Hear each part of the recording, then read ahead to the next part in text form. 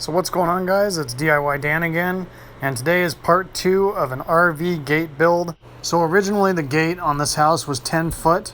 I extended it out to about 12 foot, which did work out pretty well for a while. However, I got a bigger toy hauler, and to get it tucked into the corner the way I like, this wall was getting in the way. So I decided to make a wider gate. So in the first video, I installed this cinder block pillar with a steel beam behind it, which is where I'm going to mount the gate to. And in this video, we will be fabricating a one-piece gate to replace the double gate that I have now. The gate will be latching here and diagonally going across, and the hinges will mount to that pillar. Then in the third video in this series, I will be installing the gate, removing this part of the wall, and hopefully installing an electric gate opener. So let's get to it.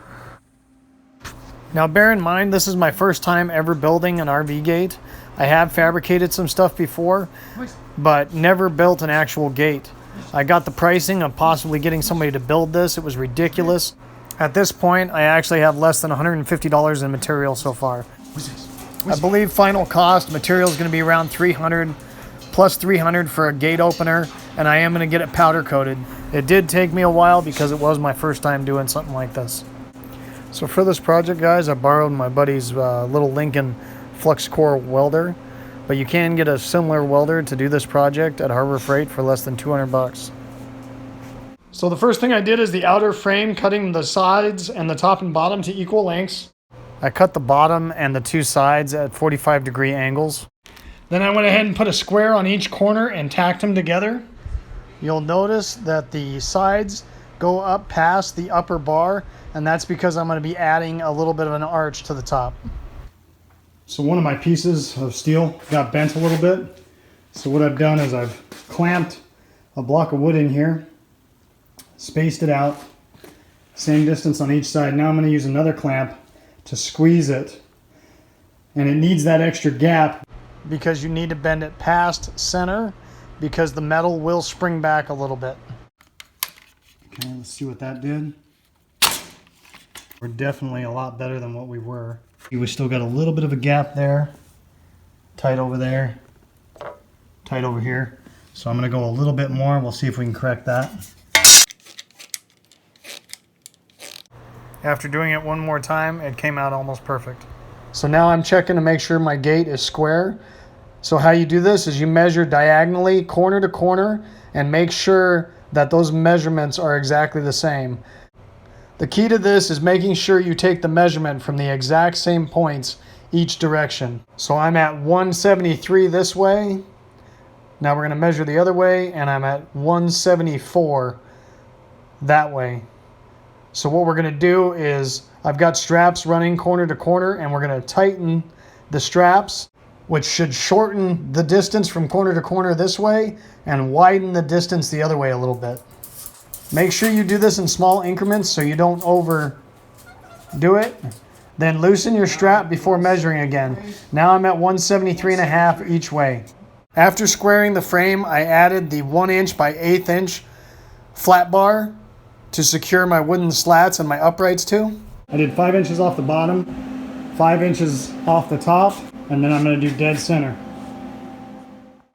So after doing the 3 flat bars, I'm tacking in my uprights, which are 1/2 inch thin wall square tubing. I measured center and put my middle upright in, and then I went all the way to the left and all the way to the right. So for my spacing, I cut 2 blocks of wood, 5.5 inches long. So I was using 2 of those blocks, one at the top, one at the bottom for my spacing as I was doing my uprights. As I started to approach the end, I noticed I was a little off on my measurement, so on the last 4 I used an extra 1/8 inch spacer. But if you notice, you can't even really see the difference, so it's going to work out good. And I'll probably just do the exact same thing on the other side. Now as far as cutting all the square tubing, guys, this is an actual steel chop saw. However, if you do have a miter saws are not as powerful, but you can put a metal cutting blade on and you can cut these with a miter saw. It's not as ideal as an actual metal cutting saw, but it will work for you if you need to. So I've actually got 4 of these stacked up right now because they're so thin wall you can cut multiples at the same time. Always wear gloves and glasses when cutting metal.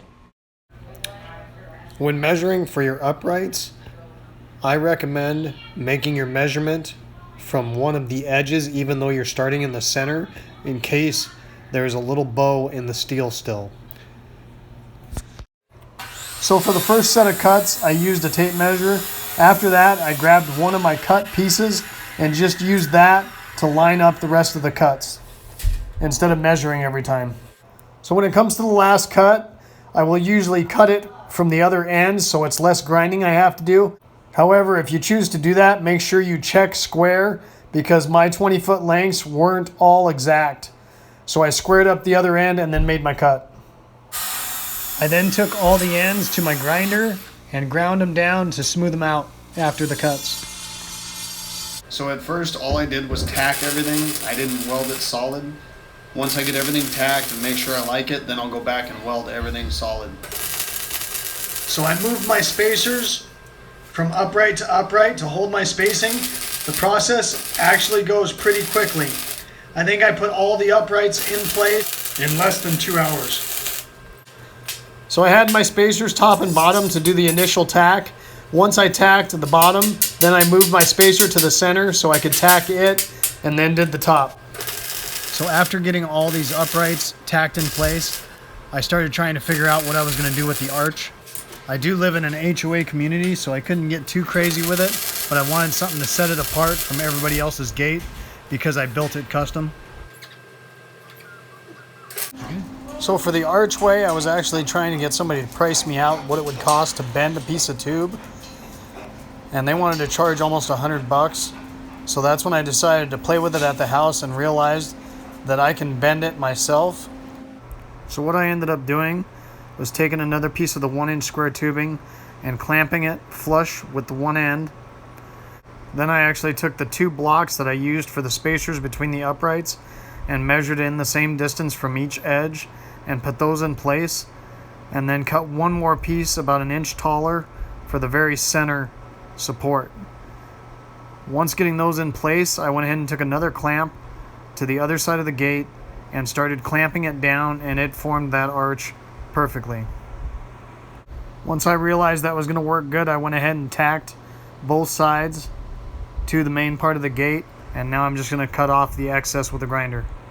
So ever since I had an abrasive wheel explode on me, I've gone to these diamond cutoff wheels. They cut just as good, and they actually leave a cleaner finish once you do the cut. They are a little pricey, but they will outlast an abrasive wheel tenfold. So what I did next is I put my center brace in first. So I measured the same distance of the piece of wood that I had in there as the spacer, cut that piece of steel, found my center upright, and placed the piece of steel in that position and tacked it in place. Then I measured the distance between the center and the outside and split the difference and found the upright that was closest to that center point and tacked those in position as well. After tacking the bottom of each of these 3 supports, I did put a square on it to make sure I had a nice 90-degree angle. Then went ahead and tacked the top side as well and repeated it for the other side. So on the next video, I will be pre-drilling the holes for all the wood slats, getting the hinges and welding them in place. I will be getting it powder coated, and then we will be installing and putting an electric gate opener. Hope you guys found this video helpful. If you enjoyed it, hit like and subscribe to my channel, and hope to see you on the next one, guys. Have a good one. Later.